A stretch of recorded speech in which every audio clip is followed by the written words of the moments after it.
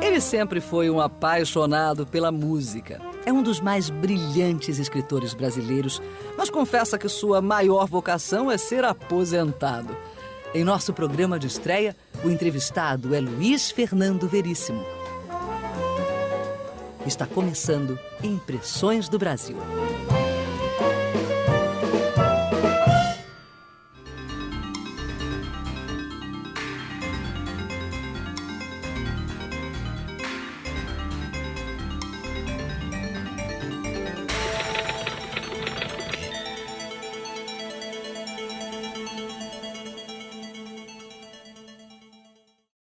Eu nunca dominei a arte de falar e pensar ao mesmo tempo.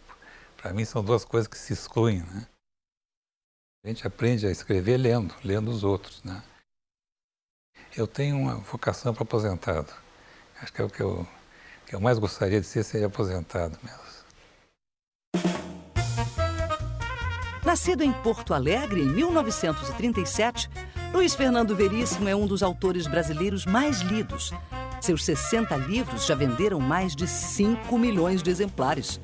Veríssimo é mais conhecido por suas crônicas e textos de humor, publicados diariamente em vários jornais do país. É também cartunista, tradutor e roteirista de televisão. É muita coisa para quem sempre achou não ter nenhuma aptidão. Eu não tinha nenhuma ideia de ser escritor. Não tinha nem vontade, nem ideia, nenhum plano nesse sentido. Eu comecei a escrever muito tarde. Comecei a escrever com mais de 30 anos. Foi justamente quando eu comecei no jornal, né? Trabalhar no jornal. Mas também sempre vivi cercado de livros, né? Pelo fato de ser filho do escritor e viver numa casa em que o livro era importante, né? Era uma coisa importante, em que havia livros antes de mais nada, né? Sempre fui um grande leitor, né? Sempre li muito e li de tudo. Quer dizer, quando eu comecei a escrever no jornal, eu já sabia como é que se fazia, né?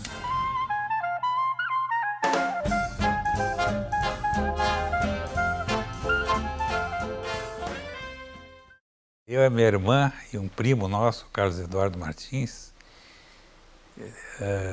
resolvemos fazer um jornal assim familiar, né? Um jornal para a família. E decidimos que o melhor lugar para botar o jornal era no lugar que era frequentado por todo mundo da família, que era no banheiro, ao lado da privada, né? E se chama Patentina, porque aqui no Rio Grande do Sul, a privada se diz patente, né? Se chama patente. Porque antigamente os vasos eram importados, acho que da Inglaterra, e tinha o número da patente, né? Patent, número tal. Daí então o nome desse jornal Patentino, que durou muito pouco. O jornal fazia críticas à casa e falava mal das pessoas que vinham visitar. Falava mal não, fazia brincadeiras, né? As pessoas que vinham visitar, mas durou pouco então. Na verdade, foi censurado o jornal.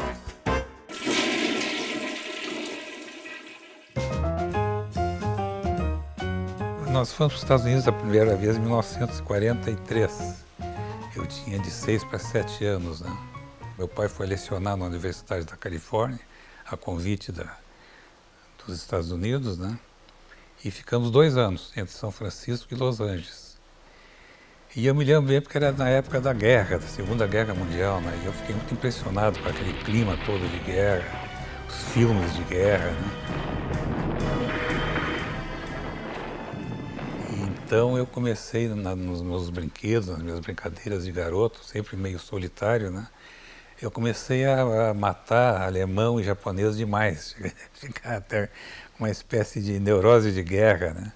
Inclusive, meu pai me levou num médico, que achava que eu estava muito nervoso com a guerra, e o médico me aconselhou a deixar que os exércitos mesmo liquidavam com os inimigos, que eu não precisava participar tanto da guerra, né?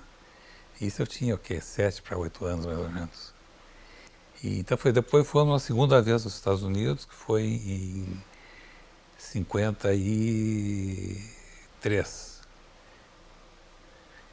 E aí eu também peguei uma época interessante, né? Na primeira visita tinha sido a Segunda Guerra Mundial E nessa segunda ida aos Estados Unidos, pegamos a época da Guerra Fria, né, do macartismo, por exemplo, da segregação racial nas escolas também. Eu estava lá cursando um high school americano.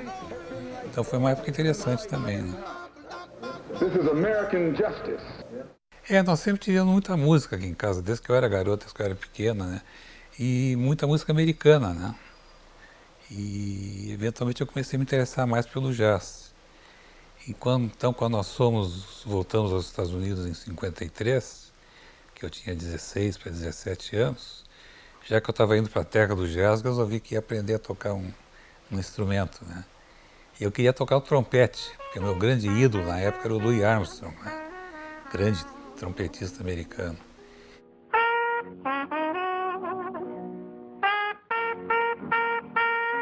Mas eles não tinham trompete para emprestar no curso que eu procurei, tinha um saxofone, então resolvi que em vez do Louis Armstrong eu ia ser o Charlie Parker, né? Quando nós voltamos para o Brasil, me convidaram para tocar num conjunto que estava se formando, um conjunto de estudantes, tal, que ia tocar em bailes, que se chamava Renate e seu Sexteto. Então começamos a ensaiar os sextetos, só que foram sendo acrescentados, né, foi acrescentado um cantor, crooner, como se dizia na época, né, e outro músico, um ritmista também. Quer dizer que quando o conjunto começou a tocar, se apresentar, já eram 11 figuras. Então a gente dizia que era o maior sexteto do mundo, um sexteto de 11. E esse grupo que eu toco agora, que é o Já 6, também começou com 6, mas depois um teve que sair. Mas nós mantivemos o nome e assim a gente pode se apresentar como o menor sexteto do mundo, né? Pode ser até uma atração de circo, né? Um sexteto de 5.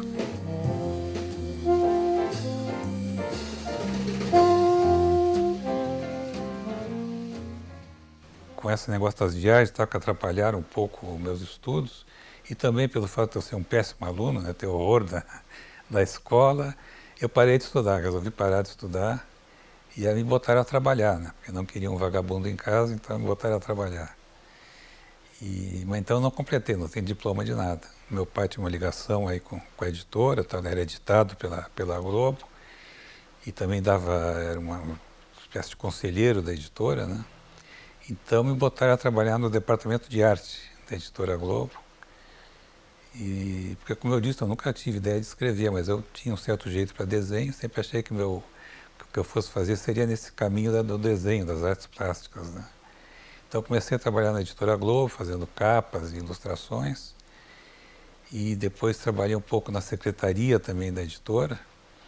E aí fui para o Rio, resolvi que eu ia seguir caminho para o Rio. Minha intenção, minha ideia era ir para Londres. Naquela época todo mundo queria ir para Londres, né? E eu gostava muito de cinema, então eu tinha um plano de fazer alguma coisa ligada a cinema. Fazer um curso de cinema, ou o que quer que fosse. Então fui para o Rio em 1962, e com a ideia de ganhar algum dinheiro no Rio para poder seguir para Londres, né? Mas no Rio os planos não foram exatamente as coisas não foram exatamente como planejadas, né? Conheci a Lúcia, minha mulher, nos casamos, tivemos nossa primeira filha, e como eu estava sem nenhuma perspectiva no Rio, né, resolvi fazer a coisa sensata que se faz numa situação dessa, que é voltar para a casa do pai, né? Então viemos para Porto Alegre, eu importei a Lúcia, que é carioca, do Rio, viemos com a nossa primeira filha, a Fernanda. E aqui um amigo da família que estava dirigindo a Zero Hora, o jornal Zero Hora, me convidou para fazer um estágio no jornal. Naquela época não precisava de diploma, né? Não precisava de curso de jornalismo para entrar no jornal, então eu comecei como copy desk no Zero Hora, e eventualmente me deram um espaço assinado para fazer. Aí virei cronista e descobri um pouco tarde a minha vocação, né?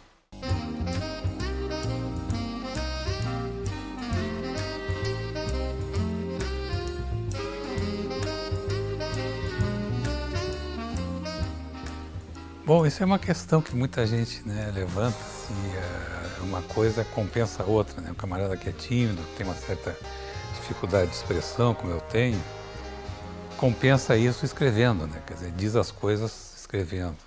E é claro que escrever é muito mais fácil do que falar, né? Pelo menos para mim é. Quando você está escrevendo, você pode parar para pensar no que vai dizer, pode, enfim, pode voltar atrás e mudar o que disse, né? Enquanto que falar, né, para mim pelo menos é difícil. Eu sempre digo que eu nunca dominei a arte de falar e pensar ao mesmo tempo. Para mim são duas coisas que se excluem, né? Então eu tenho mesmo assim uma certa dificuldade para dar entrevista e para falar, não gosto muito, mas enfim. Eu sempre confio que as perguntas vão ser longas, que eu não preciso falar muito, não preciso responder muito.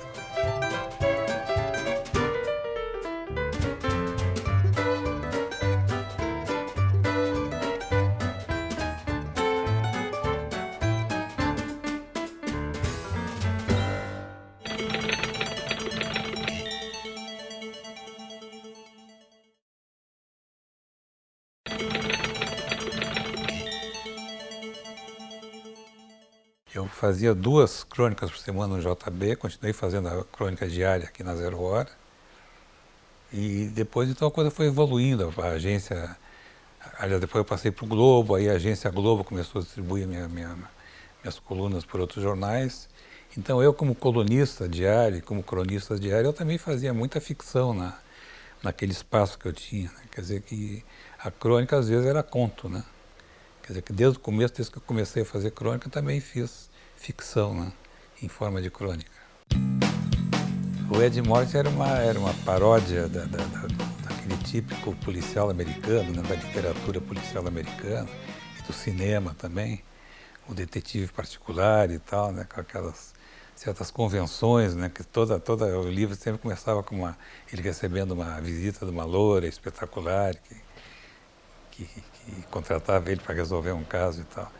Só que no caso do Ed Morte ele era uma versão subdesenvolvida desse típico herói americano, né?